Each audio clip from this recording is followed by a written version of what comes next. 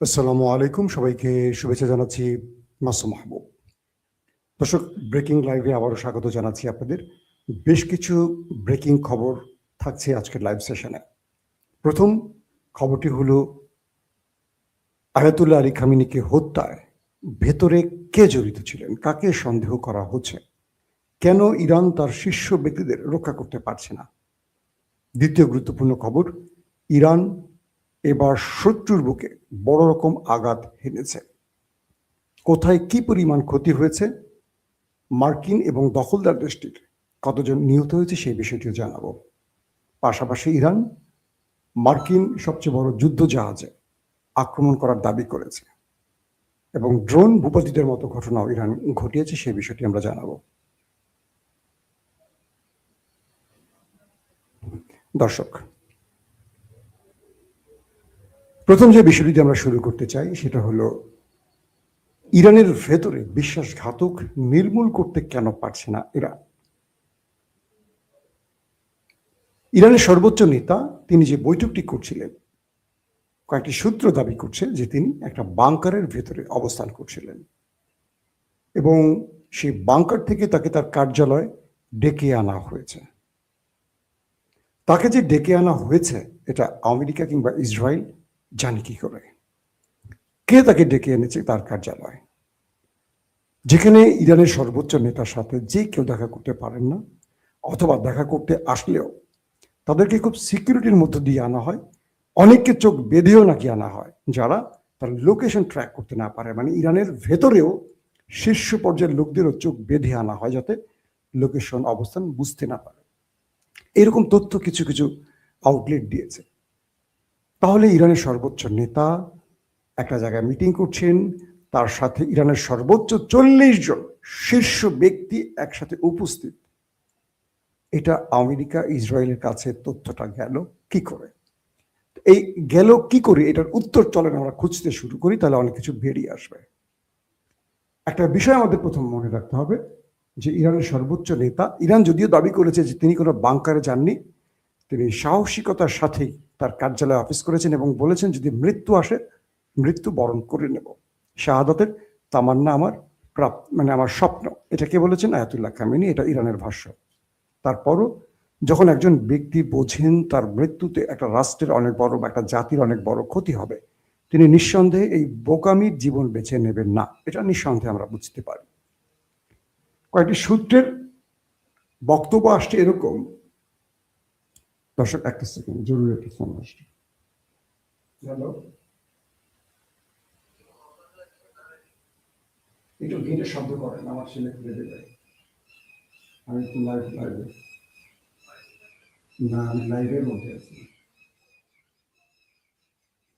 তো এখন যে বিষয়টি তৈরি হয়েছে, যে মানুষটিকে হত্যার জন্য আমেরিকা পাগল প্রায়, সেই মানুষটির নিরাপত্তা কারা ব্যর্থ হয়েছে, কারা সেটাকে সঠিকভাবে করতে পারেনি, বা তাকে কারা ডেকে সেই জায়গাটিতে এনেছে, এই বিষয়টি নিয়ে এখন ব্যাপক আলোচনা শুরু হয়েছে। প্রিয় বাবু,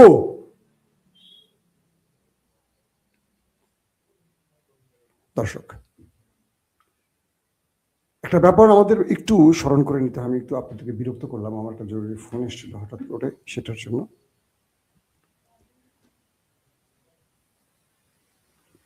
আমরা যে ব্যক্তির কথাটা এর আগেও আপনাদের বারবার বলেছিলাম, ইসমাইল কানি, আপনারা তার ছবিটা অনেকে জানেন, তাকে চেনেন। ইসমাইল কানিকে, এই ব্যক্তিকে বারবারই সন্দেহ করা হচ্ছে বিশ্বাসঘাতক হিসেবে। তিনি ইরানের রিপাবলিকান গার্ডের দ্বিতীয় সর্বোচ্চ নেতা। যখন হিজবুল্লাহর প্রধান শীর্ষ নেতা হাসান নাসরুল্লাহকে হত্যা করে দখলদার বাহিনী, তার 15 থেকে 20 মিনিট আগে এই ভদ্রলোকের সাথে মিটিং করে হাসান নাসরুল্লাহ। দেখেন কি সেন্সিটিভ একটা ব্যাপার, খেয়াল করবেন। তো এই ভদ্রলোক যখন তার সাথে গুরুত্বপূর্ণ মিটিং করেন, এরপর তিনি সেখান থেকে, মানে হাসান নাসরুলের সাথে মিটিং করে বেরিয়ে আসেন। এরপর আমরা দেখলাম, আমি আপনাদেরকে সেই ছবি আর দেখাবো, ইসমাইল কানির ছবিটা দেখানোর চেষ্টা করছি। তো সেই ভদ্রলোক বলবো না কি বলবো জানি না, আমার ধারণা সাসপেক্ট বিশ্বাসঘাতক হতে পারে সে। তো এই ব্যক্তি হাসান নাসরুল্লাহর সাথে একটা গোপন স্থানে মিটিং করে বেরিয়ে আসার পর কিছুক্ষণ পর সেখানে অ্যাটাক করে দখলদার বাহিনী। কানি বেঁচে যান, হাসান নাসরুল্লাহ মারা যান। এই ব্যক্তি যখন হামাসের সর্বোচ্চ নেতা ইসমাইল হানিয়া যে হোটেল রুমটিতে অবস্থান করছিলেন সেখানে তিনি গিয়েছিলেন এমন তথ্য পাওয়া গেছে। যখন তিনি সেখান থেকে বেরিয়ে আসেন, হাসান নাসরুল্লাহ ইসমাইল হানিয়ার সেই দেখা সাক্ষাৎ শেষ করে তিনি যখন বেরিয়ে আসেন কিছুক্ষণ পর সেখানে বিস্ফোরণ ঘটে। তার মানে আরেকজন ব্যক্তিকে, মানে হামাসের সবচেয়ে বড় কমান্ডার, রাজনৈতিক শাখার প্রধানকে আমরা হারালাম। যখন এই ব্যক্তি, আপনারা দেখতে পাচ্ছেন স্ক্রিনে, যখন ইরানের প্রেসিডেন্ট ইব্রাহিম রাইসি এবং পররাষ্ট্রমন্ত্রী আমির আবদুল্লাহিয়ান মারা যান, ঠিক তার আগেও এই ব্যক্তির সাথে তাদের লাস্ট লোকেশন, মানে কথা হয়েছে এবং লাস্ট লোকেশন হয়তো বা শেয়ারিং হয়েছে তাদের মধ্যে। মারা যান ইব্রাহিম রাইসি, মারা যান পররাষ্ট্রমন্ত্রী আমির আবদুল্লাহিয়ান। তুর্কি কয়েকটি সূত্র দাবি করছে ইরানের সর্বোচ্চ নেতা তিনি একটি নিরাপদ স্থানে ছিলেন। এখন অনেকে বলবেন যে সেই বাংকারে তো আমেরিকার হিট করতে পারতো না। আমেরিকা তার B-2 বোম্বার্স দিয়ে, বাংকার ব্লাস্টার বোমা দিয়েও ইরানের পারমাণবিক ক্ষেত্রে কিচ্ছু করতে পারে না। তার মানে ইরানের সর্বোচ্চ নেতার জন্য তার চেয়েও নিরাপদ বাংকার অবশ্যই ইরান তৈরি করে রেখেছে, কারণ পারমাণবিক বা তাদের যে ইউরেনিয়াম তার চেয়ে মূল্যবান এই খামিনি নামক ব্যক্তিটি। সূত্রগুলো বলছে যে তিনি বাংকারে অবস্থান করছিলেন। এরপর তাদের যে নির্ধারিত মিটিংটি ছিল, এই মিটিংটি পরে ছিল, কিন্তু মিটিংটিকে একটু এগিয়ে এনেছে কোনো একটি সূত্র, অর্থাৎ মিটিংটিকে একটু আগে টেনে আনা হয়েছে। যে টাইমে মিটিংটা ছিল সেই টাইম থেকে একটু আগে মিটিংটা করা হচ্ছিল। এটা ভোরের দিকে একটা মিটিং হতে পারে। সেখানে গুরুত্বপূর্ণ সেই শীর্ষ সবাই আসছেন এবং খামেনিকে তার বাংকার থেকে তার কার্যালয়ে ডেকে আনা হয়েছে। যেহেতু ইরান প্রতি মুহূর্তে রিয়েল টাইম ইন্টেলিজেন্সের মাধ্যমে বা স্যাটেলাইট তথ্যের মাধ্যমে ইরানকে অগ্রিম সব তথ্য পৌঁছে দিচ্ছিল যে কখন আমেরিকার মানে বিমান উঠছে, কখন মিসাইল মারছে, এটা তো সঙ্গে সঙ্গে চীন জেনে যাচ্ছে এবং সঙ্গে সঙ্গে ইরানকে দিচ্ছে। বলা হচ্ছে ইরানের যেই টেবিলে এই তথ্যটি দেওয়া হয়েছে চীনের পক্ষ থেকে, সেই টেবিলও এটার সাথে জড়িত। অর্থাৎ এই তথ্যটি খামেনিকে নিশ্চিত করা হয়নি বা খামেনির সিকিউরিটি প্রদানকে নিশ্চিত করা হয়নি। তার মানে একজন ব্যক্তি না, একটা টিম কাজ করেছে আমেরিকা বা ইসরায়েলের হয়ে। তারপরে বলা হচ্ছে এই মিটিংয়ে এই মিস্টার কাহিনী, যার নামটি বললাম আপনার ইসমাইল কিয়ানি, তিনি উপস্থিত ছিলেন, কিন্তু তিনি মিরাকেলি বেঁচে যান এবং বলা হচ্ছে তিনি ইন্টেলিজেন্স হেড। এখন এই ব্যক্তি ইন্টেলিজেন্স হেড, বলা হয় যে মানে head of Iran republic guard Quds brigade, যেটা তার প্রধান ছিলেন, ইন্টেলিজেন্স হেডের তথ্য একটি পাওয়া গেছে। অর্থাৎ তিনি সেখানে উপস্থিত ছিলেন এবং তিনি বেরিয়ে গেছেন বা কৌশলগত কারণে সেখান থেকে তিনি অবস্থান পরিবর্তন করার পরই এই ঘটনাটি ঘটেছে, যাকে আপনারা স্ক্রিনে দেখতে পাচ্ছেন। প্রশ্ন হলো, একটা দেশের সিকিউরিটি সিস্টেম, গোয়েন্দা সিস্টেম কতটা দুর্বল হতে পারে? ইরান তার অনেকগুলো দুর্বলতা কাটিয়ে নিয়েছে, যে কারণে এবার আমেরিকা ইসরায়েল ইরানের ভেতরে আক্রমণ করতে গিয়ে সফলভাবে অনেক কিছু করতে পারেনি, সিস্টেম অকেজ করতে পারেনি। ইরান তার প্রত্যেকটা সিস্টেম অন রেখেছে, যে জন্য আমেরিকা ইসরায়েলের অনেক কষ্ট হয়েছে। কিন্তু আলী খামেনি তার অবস্থান পরিবর্তন করেছেন, বাংকার থেকে তিনি কার্যালয়ে প্রবেশ করেছেন, আগের টাইমটা পিছিয়ে টেনে সামনে আনা হয়েছে। তিনি কোন রুমটাতে কখন বসে আছেন, কোন পজিশন থেকে হিট করলে সবগুলো লোক মারা যাবে, এই তথ্যগুলো আমেরিকা বা ইসরায়েলের পাওয়ার কথা কি ভাবতে শুরু করেন। তার মানে ইরানের মধ্যে সবচেয়ে বড় বিশ্বাসঘাতকরা এই কাজটির সাথে জড়িত, কনফার্ম বলা যায়। অনেকে প্রশ্ন করবেন যে ভাই কি বলবো, যে এটা অন্য সিস্টেম, এটা রেডিও সিস্টেম, এটা আর্থকুইক সিস্টেম, এটা ওই সিস্টেম সেই সিস্টেম। বিজ্ঞানের অনেক ভাষা বলবে, আসলে বিজ্ঞানের ভাষা না। সবচেয়ে বড় জিনিস হলো, যখন ঘরের ভেতরে বিশ্বাসঘাতক থাকে তখন আমেরিকার কোনো পেগাসুস লাগে না, কোনো সাইবার কি বলবো হ্যাকিং সিস্টেম লাগে না, কোনো উপগ্রহ তথ্য লাগে না। তখন একটি মোবাইল সংকেতের মাধ্যমে অবস্থান নির্ণয় করা খুব সহজ হয়। ধরেন আমার 4 জন বডিগার্ড আছে, সবাইকে আমি বলছি যে আমার জীবনের প্রয়োজনে কেউ মোবাইল ইউজ করবা না, তোমরা সবাই এই মানে এই মোবাইল টাইপটা বা এটা তোমরা ব্যবহার করো, এটাতে আমাদের নিজের তৈরি। কিন্তু এর মধ্যে একজন জিপিএস অন করে রেখেছেন, কারণ তার সাথে আমেরিকার চুক্তি আগে থেকে আছে, কারণ সে আমার বডিগার্ড। তো তার অবস্থান মানে আমার অবস্থান বোঝা যাচ্ছে, এই তো। তো এই ব্যক্তিকে সন্দেহের তালিকায় রাখা হয়েছে। আমি সূত্র ধরে খবরগুলো দিয়েছি, এটা আমার বানানো বা মন গড়া তথ্য না। আপনার হয়তো আমি আজকে দিয়েছি, কাল পরশু থেকে এর নামটা দেখবেন আলোচনায় চলে আসবে। তো এখন এই পদ্ধতিতে ইরানের শীর্ষ নেতাকে বাংকার থেকে তার কার্যালয়ে টেনে আনা হয় এবং সেখানেই আঘাতটা করা হয়। দুঃখজনক হলেও সত্য, শুধু আলী খামেনি না, ইরানের শীর্ষ সবগুলো ব্যক্তি শাহাদাত বরণ করেছেন। সেনা প্রধান, আইআরজিসি প্রধান, গোয়েন্দা প্রধান, প্রতিরক্ষা মন্ত্রী, মানে একদম গুরুত্বপূর্ণ সব ব্যক্তি। এখন আপনারা হয়তো অবাক হবেন বা কষ্ট পাবেন যে ভাই তাহলে তো ইরান হেরে গেছে। না, বিগত 12 দিনের যুদ্ধে ইরানের টপমোস্ট 20 জনকে মেরে ফেলেছিল। সেখানেও আইআরজিসি, বিমান, নৌ প্রধানরাও ছিলেন। প্রত্যেকের বিকল্প ইরান কয়েক ঘন্টার মধ্যে তৈরি করে ফেলেছে। আমি বিশ্বাস করি ইরান এদের বিকল্প তৈরি করে ফেলেছে এবং তারা অপারেশন শুরু করে দিয়েছে। কিন্তু দুঃখজনক হলেও ইরান যুদ্ধের আগে তার বিশ্বাসঘাতকে শেষ করতে পারে না। আরো মানে দুর্বল বা দূরের বিশ্বাসঘাতকগুলো শেষ করেছে, এটা মোটামুটি কনফার্ম। কিন্তু সবচেয়ে কাছের বিশ্বাসঘাতকটাকে হয়তোবা নির্মূল করতে পারেনি বলে আজকে অনেক বড় মাসুল দিল ইসলামিক প্রজাতন্ত্র ইরান। দর্শক, খামেনিকে হত্যার পর আইআরজিসির নতুন কমান্ডার নিয়োগ হয়ে গেছে, আমরা শুনতে পেরেছি। সব সেক্টরে নতুন ব্যক্তি বসছেন এবং প্রেসিডেন্ট মাসুদ পেজেশকিয়ান অল্পতে বেঁচে গেছেন, কারণ তার উপরও অ্যাটাক হয়েছে। তিনি বেঁচে ফিরে জাতির উদ্দেশ্যে ভাষণ দিয়েছেন। এরপর তিনি বলেছেন, আমরা শত্রুকে ইতিহাসের সর্বোচ্চ মূল্য চুকাতে বাধ্য করব। ইরান তার জীবনের সবচেয়ে বড় আঘাত করতে যাচ্ছে। তারপরেই আমরা দেখলাম ইরান বৃষ্টির মতো অ্যাটাক শুরু করেছে। আমরা দেখেছি ইসরায়েল, এই একটু আগে আমি দেখলাম আমার চ্যানেলে আরেকটা সংকেত চলে এসছে, ওয়ার্নিং আসা পড়ছে পূর্বের একটা ভিডিওর নাম দিয়ে। কতক্ষণ টিকে রাখা যায় জানি না, আল্লাহ ভালো জানে, দোয়া করবেন। তো এখন যে বিষয়টি তৈরি হয়েছে যে ওই দেশটির মধ্যে ইসরায়েল বৃষ্টির মতো মিসাইল মারছে, ব্যালিস্টিক ভার্সেস হাইপারসনিক।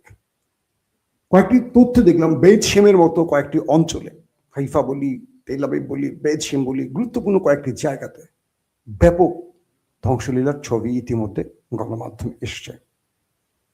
এবং কয়েকটি গুরুত্বপূর্ণ আন্তর্জাতিক গণমাধ্যম দাবি করেছে এ পর্যন্ত সেই দেশটির বুঝছেন তো 12 জনের মৃত্যুর খবর পাওয়া গেছে এবং বহু লোক এখনো ধ্বংসস্তূপের নিচে আছে। এবং যারা জীবন বাঁচাতে বাংকারে আশ্রয় নিয়েছে, সেই বাংকারের মধ্যে হিট করেছে ইরান এবং সেই বাংকারের ভেতরে হিট করার কারণে বহু লোক তো মারা গেছে, পাশাপাশি ভেতরে অনেক লোক আটকে পড়েছে। মানে তাদের উদ্ধারের পর জানা যাবে মৃতের সংখ্যাটা কত। তার মানে এই সংখ্যাটা অনেক হওয়ার সম্ভাবনা বেশি।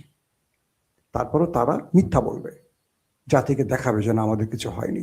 শুধু এটা নয়, বিভিন্ন জায়গায় ব্যাপক অ্যাটাক চলছে এখন পর্যন্ত। সিজিল মিসাইল দিয়ে আরো কয়েক ধরনের মিসাইল আক্রমণে পুরো নাচিয়ে ছাড়ছে সেই দেশটিকে। আর মধ্যপ্রাচ্যের মধ্যে সবচেয়ে বেশি আক্রমণ করা হয়েছে আরব আমিরাতে। এটাকে বলা হয় মুসলিম বিশ্বের বিস্ফোরা এবং সেই শত্রু রাষ্ট্রটির সবচেয়ে বিশ্বস্ত বন্ধু। এবং আরব আমিরাতে ফ্রান্সের সামরিক ঘাঁটিতে, মার্কিন সামরিক ঘাঁটিতে এবং সেই রাষ্ট্রটির বিভিন্ন ব্যবসায়িক হেডকোয়ার্টারে ব্যাপক অ্যাটাক করেছে আমাদের বন্ধু রাষ্ট্রটি। বলা হচ্ছে 250 মিসাইল শুধু আরব আমিরাতে মারা হয়েছে এবং 200-র অধিক ড্রোন হিট করা হয়েছে শুধু আরব আমিরাতে। তাহলে বোঝেন আরব আমিরাতের অবস্থা কি। পাশাপাশি কাতার, কুয়েত, সৌদি আরব, আর দ্বিতীয় সর্বোচ্চ হিট করা হয়েছে বাহরাইনে এবং জর্দানেও একইভাবে আক্রমণ চলছে। এবং আরবের মানুষরা বুঝতে পারছে, আরবের মানুষরা এখন তাদের রাষ্ট্রপ্রধানকে দায়ী করে বলছে যে তোমরা আমাদের মুসলিম ভাইদেরকে আমাদের শত্রু বানিয়ে এখন আমাদের হত্যা করাচ্ছ। তোমরা তাদের সাথে বন্ধুত্ব করছো যারা আমাদের শত্রু, আর তাদেরকে তোমরা মানে আমাদের ভাইদেরকে তোমরা মেরে তারা তামাশা দেখছো। এখন আরবের রাষ্ট্রগুলো টেনশনে পড়ে গেছে। বলা হচ্ছে অনেক রাষ্ট্রপ্রধান মোহাম্মদ বিন সালমান, মোহাম্মদ বিন জায়েদ, এরকম বড় বড় ব্যক্তিরা তাদের নিজেদের প্রাসাদ ছেড়ে আত্মগোপনে চলে গেছেন, সেটা বাংকারে বা মাটির নিচে কোনো করতে আল্লাহ ভালো জানে। তারা কেউ তাদের মূল বাসভবনে অবস্থান করছেন না, এমনও তথ্য আসছে বিভিন্ন আরবিয়ান আউটলেটে। তো সবকিছু মিলে ইরান যে খেলা শুরু করেছে বা যে পাগলামি শুরু করেছে বা যে ঝড়ের গতিতে অ্যাটাক শুরু করেছে, এতে করে মার্কিন 27টি মানে মার্কিন যুক্তরাষ্ট্রের 27টি সেনা ঘাঁটিকে তারা টার্গেট করেছে। 6টি রাষ্ট্র, কিন্তু 27টি ঘাঁটি তারা টার্গেট করেছে। বলা হচ্ছে এই সংখ্যাটা আরো বাড়ছে। আমেরিকার পক্ষ থেকে এই পর্যন্ত তাদের বেশ কজন হাফ ডজনের মতো সেনা নিহতের তথ্য পাওয়া গেছে। আমেরিকা এই পর্যন্ত প্রথম তারা স্বীকার করেছে এবং তারা নিজেরাই বলেছে এই প্রথম ইরানের হাতে আমাদের প্রথম দফায় আসছে 3, এই কিছুক্ষণ আগে দেখলাম যে 5 বলা হচ্ছে, কারণ বেশ কজন আহত হয়েছে, নিহত হয়েছে। আর ইরান দাবি করেছে তারা মার্কিন প্রায় 250 সেনাকে ওপারে পাঠিয়েছে। এটা ইরানের দাবি, কারণ আমেরিকা আস্তে আস্তে সেটা স্বীকার করবে কিনা, বাড়াবে কিনা, সেটা সময়ের আলোকে বোঝা যাবে। পাশাপাশি আমেরিকা দাবি করেছে তারা ইরানের একটি যুদ্ধ জাহাজকে ক্ষতিগ্রস্ত করেছে অ্যাটাক করে। আর ইরান দাবি করেছে মার্কিন সবচেয়ে বড় অহংকারের যেই আব্রাহাম লিঙ্কন, এটাকে তারা টার্গেট করেছে এবং 4টি ব্যালিস্টিক মিসাইল ছুড়েছে তার উপর, এবং বলেছে তারা একটি যুদ্ধ জাহাজকেও উড়িয়ে দিয়ে মানে ডুবিয়ে দিয়েছে আমেরিকার। এটা কে বলছে? ইরান বলছে। পাশাপাশি মার্কিন ড্রোন ভূপাতিত করেছে, এবং আজকে আমরা যে সময় লাইভটি করছি এখন পর্যন্ত ইরান বিভিন্ন সেক্টরে অ্যাটাক করে যাচ্ছে, এবং ইরানের আইআরজিসির পক্ষ থেকে বা ইরানের প্রেসিডেন্টের পক্ষ থেকে সর্বোচ্চ প্রতিশোধের ঘোষণা চলে এসছে। এবং সেই ঘোষণার পর থেকে ইরান তাদের যারা মারা গেছে সেই শোকটা ভুলে সেই শোক থেকে শক্তি সঞ্চয় করে এখন পাল্টা প্রতিরোধ করছে। একদিকে তাদের প্রতিরোধ ঠেকাতে হচ্ছে ইরানকে, দ্বিতীয় তাদের আঘাত করতে হচ্ছে, তাও কি বিশ্বের শক্তিধর অস্ত্রের মালিক 2টো দেশের বিরুদ্ধে। সঙ্গে আরব রাষ্ট্রগুলো, বিশ্বাসঘাতক বা ভীতু কাপুরুষ আরব রাষ্ট্রগুলো, সবচেয়ে মজার বিষয় দেখেন, যারা আমেরিকাকে পেট্রো ডলার দিয়ে বাঁচিয়ে রেখেছে, আমেরিকার অর্থনীতিকে বাঁচিয়ে রেখেছে যে আরব, সে আরব আজকে দেখলো যে ইরানের কোনো মিসাইল থেকে তারা রক্ষা পাচ্ছে না। তাদেরকে যে প্যাট্রিয়ট থার্ড বা আরো উন্নত মানের আকাশ প্রতিরক্ষা সিস্টেম এরা দিয়ে রেখেছিল আমেরিকা, কিচ্ছু মোকাবেলা করতে পারছে না। সবচেয়ে ইন্টারেস্টিং ব্যাপার হলো এটাই যে আরবের টার্গেটগুলোতে, বিমান বাহিনীকে, নেভাল হেডকোয়ার্টারে, গুরুত্বপূর্ণ জায়গাগুলোতে, কাতার, কুয়েত, দোহা, আরব আমিরাত, দুবাই টার্গেট করে হিট করতেছে। একটা পর একটা মিসাইল ঢুকতেছে আর হিট করতেছে, ধাম ধাম ধাম ধাম করে মারতেছে তারা। কিন্তু আকাশ প্রতিরক্ষা সিস্টেম ব্যর্থ ইরানের অ্যাটাকের কাছে। তার মানে আরব এটুকু বুঝে গেছে যে তারা তাদের পাপের শাস্তি পেতে শুরু করেছে। যদি ইরান এটা বলবৎ রাখে আরো কয়েকদিন, এবং ইরান যদি শুধু মার্কিন ঘাঁটি না, বিশ্বাসঘাতকদের হেডকোয়ার্টারে, রাজা বাদশাদের হেডকোয়ার্টারে মারা শুরু করে, আমার মনে হয় সবচেয়ে বাকিটা না বলি। তো এই পরিস্থিতিতে ইরান তার শেষ লড়াইটা করছে, মরণ কামড়টা দিচ্ছে, কোনোভাবে ছাড় দিচ্ছে না কাউকে। এবং পৃথিবীর একমাত্র দেশ রাশিয়া, চীনও যেটা সাহস করে নাই, ইরান সে সাহসটা করেছে।